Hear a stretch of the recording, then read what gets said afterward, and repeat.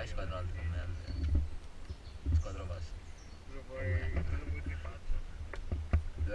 Prendetevene 4-5 voi al massimo da sotto, che facciamo i 4 noi sopra. Guarda lì.